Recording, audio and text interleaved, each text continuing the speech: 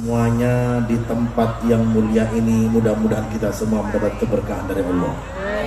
ونشهد أن لا إله إلا الله الكريم ونصلي ونسلم على سيدنا محمد الرؤوف الرحيم.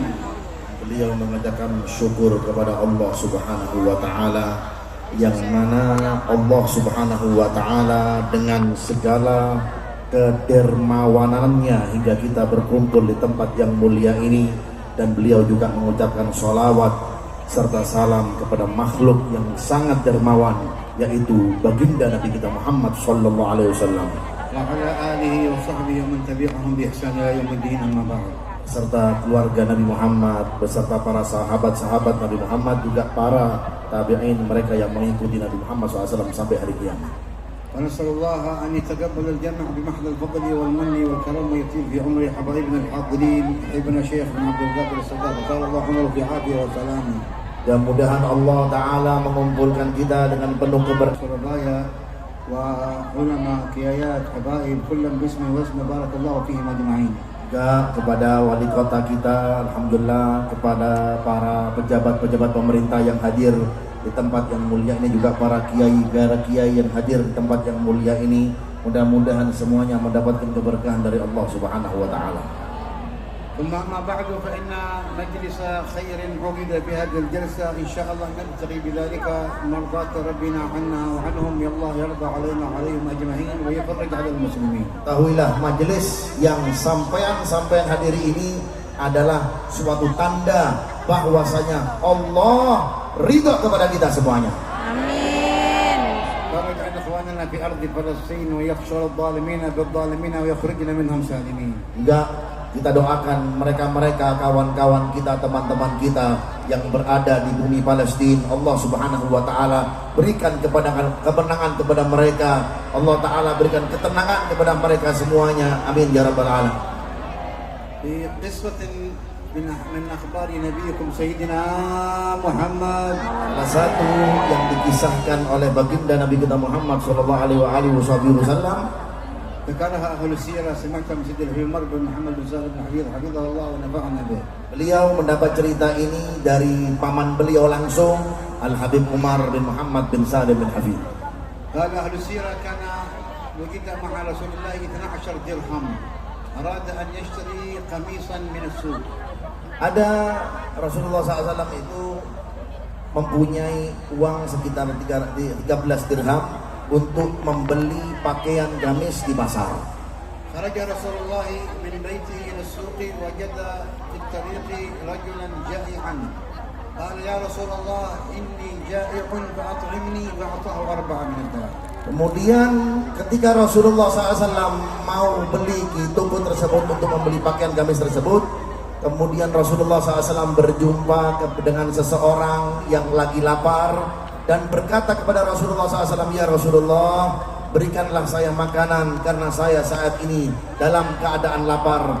Dan seketika itu Rasulullah SAW memberinya 4 dirham. مر في طريقه عليه الصلاة والسلام فإذا ببنت صغيرة كانت مملوكة لبعض نساء من الأنصار تبكي على جانب من الطريق.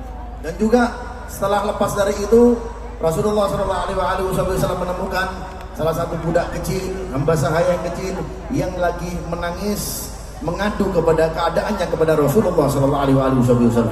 صلوات ربي وسلامه على سيدنا محمد الرحيم والرحيم باليتيم والأرملة جاء البنت الصغيرة ما يبكيك يا بنية. Dengan keteduhan, dengan ketawaduannya Rasulullah SAW menghampiri budak kecil tersebut sambil mengatakan, apa yang menyebabkan wahaimu, wahai anak kecil, sehingga kau menangis saat ini?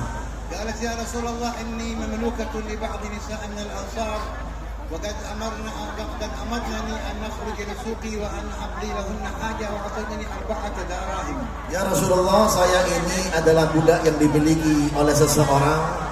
Ketika saya keluar ke pasar dan saya diberikan bekal dengan uang 4 dirham. ولكني وجدت بنات يلعبن في طريقي فاستهواني لعبهن فجلست ألعب معهن فلما انتهينا من اللعب فإذا بالدراهم تضيع علي فأنا أبكي إلى الدراهم. Kemudian ketika saya melewati jalan ini ya Rasulullah, saya melihat ada teman sebaya saya yang lagi main, maka aku saat ini pun memutuskan, saat itu saya memutuskan wahai Rasulullah untuk main bersama mereka, sehingga tidak sadar uang yang saya tadi diberi bekal tersebut hilang ya Rasulullah. لا تبكي خذي 4 من الدراهم واقضي حاجة أهل بيتك. Sudah deh, kata Nabi Muhammad SAW, jangan nangis, saya akan berikan engkau 4 dirham dan apa yang kau disuruh kabulkan dengan 4 dirham yang saya kasih ini, kata Nabi Muhammad SAW. ذهب رسول الله إلى السوق وأخذ قميصا ب4 دراهم وما يقارب منها وأتى به يحمل القميص في الطريق وإذا برجل من الصحابة يا رسول الله لما رأى معه القميص يا رسول الله إني عار فاكسني فأعطاه القميص. Ketika Rasulullah SAW sampai di salah satu toko di kota Madinah tersebut untuk membeli gamis, dan terbelilah gamis tersebut ketika dengan harga 4 dirham. Kemudian balik Nabi Muhammad SAW. Ketika jalan balik tersebut, Nabi Muhammad SAW disamperin salah satu orang sahabat Nabi Muhammad SAW sambil mengatakan, ya Rasulullah SAW, ya Rasulullah, sesungguhnya saya dalam keadaan tidak mempunyai baju, maka berilah saya baju tersebut ya Rasulullah. إلى بيتي فإذا بالبنت التي أعطاها على الدراهم أيضا في قعرها الطريق تبكي وعندها حاجتها. Dan diberikanlah oleh Rasulullah SAW baju tersebut, dan ketika perjalanan balik ke rumahnya masih menemukan anak kecil tadi yang dimiliki tadi, budak saya, hamba saya tadi, masih dalam keadaan menangis. يبكيك يا بني أما قضيت حاجة أهل بيتك؟ قالت لا يا رسول الله غير أني تأخرت عليهن على أهل بيتي فإذا رجعت إليهم متأخرا يضربنني فأنا أخاف من الضرب منهن. Saya nggak pulang langsung Rasulullah. Saya takut, katanya anak tersebut, kalau saya pulang saya terlambat. Kalau terlambat saya disiksa, saya dihukum. Saya takut, makanya saya ini menangis wahai Rasulullah. لا تخافي أنا أشفع لك عندهم دليني على أهل بيتك. Saya akan membelamu wahai anak kecil. Jangan takut, coba tunjukkan di mana engkau kerja. فإذا برسول الله يمشي خلف البنت الصغيرة إلى أن وصلت إلى قرب بيتها وهو آخر المدينة. Kemudian Nabi Muhammad SAW mengikuti anak kecil tersebut sambil mengikuti ditunjukkan melewati gang-gang di kota Madinah. Begitulah ketawaduan baginda Nabi kita Muhammad SAW. كان من عادته صلى الله عليه وسلم أن يسلم على من أراد السلام عليه فإن لم يرد عليه السلام 3 مرات لعذره أنه لم يسمع أولا وثانيا. Sampai di depan rumahnya Rasulullah SAW mengucapkan salam. Dan kebiasaannya baginda Nabi Muhammad SAW itu kalau tidak dijawab salamnya 1 kali, diulang lagi 2 kali. Kalau nggak dijawab 2 kali, diulang lagi salamnya oleh baginda Nabi Muhammad SAW sampai ketiga kalinya. لما وصلت إلى دلته على البيت إلى النساء اللاتي في البيت يرين رسول الله قابل أو مقبل على بيتهن ورحنا فرحا شديدا. رسول الله يأتي إلينا، رسول الله يأتي إلى بيتنا، فرحنا فرحا شديدا. فلما أن وصل إلى عند الباب فسلم على أهل المنزل السلام عليكم يا أهل المنزل. Ketika melihat dan diperhatikan kepada yang tinggal tersebut, apakah Rasulullah SAW itu ketika mengucapkan salam ada menghadap ke depan rumah kita? Apakah Nabi Muhammad SAW itu ketika mengucapkan salam itu ada di hadapan kita? Naam, iya.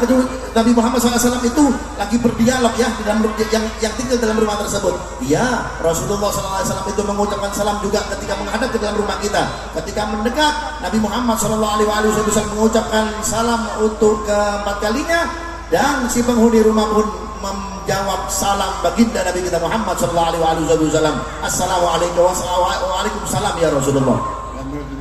سلم عليهن فردنا السلام خفيا لأنهن أردنا من رسول الله يعلم أنه يسلم 3 فأردنا من رسول الله أن يسلم عليهم ثانيا سلم عليهم ثالثا ردنا السلام خفيا حتى في الثالثة رفعنا أصواتنا وعليك السلام ورحمة الله وبركاته يا رسول الله إنا من أسعد الناس في هذا اليوم بمدينتك فإنك ضيفنا اليوم.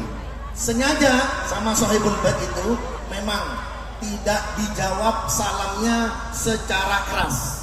Salamnya Rasulullah SAW yang pertama dijawab pelan-pelan.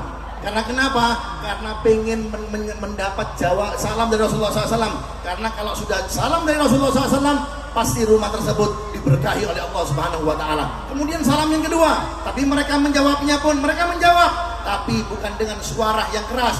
Waalaikumsalam. Kemudian salam yang ketiga juga seperti itu. Hingga salam berikutnya, maka mereka pun si penghuni rumah pun hingga menjawab salamnya, waalaikumsalam ya Rasulullah. Sesungguhnya saat ini orang yang paling beruntung di kota Madinah saat ini adalah saya ya Rasulullah, karena rumah saya telah engkau datangi dan engkau singgahi ya Rasulullah. Allahumma shalli ala Muhammad.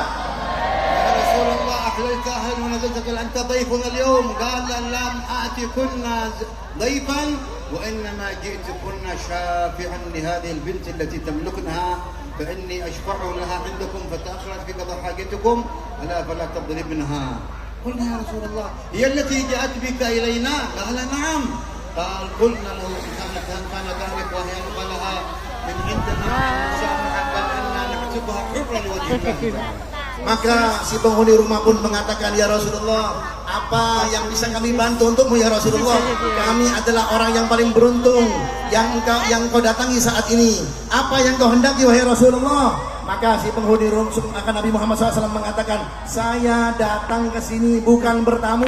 Saya datang ke sini untuk memberikan pertolongan, syafi'an, memberikan pertolongan untuk bisa memberikan syafaat kepada siapa? Kepada anak kecil yang kau miliki, yang dari budakmu tadi, karena dia takut untuk sampai ke rumahmu, karena dengan keterlambatannya pasti itu akan marahi. Saya takut ya Rasulullah, apakah dia ini yang menyebabkan engkau datang ke rumahku ini? Iya, kata Nabi Muhammad SAW.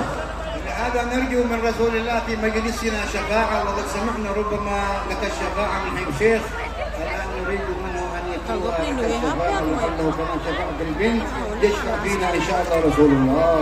Insya Allah dengan itu semuanya, dengan berkahnya anak kecil tadi yang diberikan syafaat oleh baginda Nabi Muhammad SAW, diselamatkan oleh baginda Nabi Muhammad SAW dengan pembacaan syafaat tadi yang dibacakan oleh Habib Syekh tadi, mudah-mudahan kita semuanya mendapat syafaat dari baginda Nabi Muhammad SAW. ختاما أذكركم بأن تواظبوا على أداء واجباتكم عموما، ومن أهمها الصلاة، فإن من أخر الصلاة عن وقتها كتبت له على باب النار، والله يقول فويل للمصلين الذين هم عن صلاتهم ساهون، ألا فأقيموا الصلاة في أوقاتها ولا تؤخروها. Bagi penutup kata beliau, gak lama-lama, bahwasanya kita ini harus selalu memperhatikan yang namanya sholat, karena sholat itu adalah kewajiban yang diwajibkan oleh Allah Subhanahu wa taala. Barang siapa yang melalaikan sholat akan ditulis namanya ke dalam pintu neraka. Dalam firman Allah Ta'ala disebutkan, fawailul lil musallin alladzina hum an salatihim sahun. Mereka-mereka yang lalai, mereka-mereka yang mengakhirkan waktu sholat, maka mereka akan mendapat tempat di wail nerakanya Allah Subhanahu wa taala. أيضا آخر نصيحة التليفون من Kata beliau sebagai peringatan, hati-hati HP yang ada di tangan Anda, yang lagi dengar HP itu. Ya, dia dengar tuh orang ceramah tuh, ya, hati-hati sama beliau, diingatkan masalah HP ini. Apa maksudnya HP ini? استعمال هذه الوسيلة لابد أن تكون معها تقوى الله. Hati, ya, HP ini perantara bisa menjadikan kau lalai dengan Allah Subhanahu wa taala. ولهذا في هذه الوسائل، وسائل التواصل الاجتماعي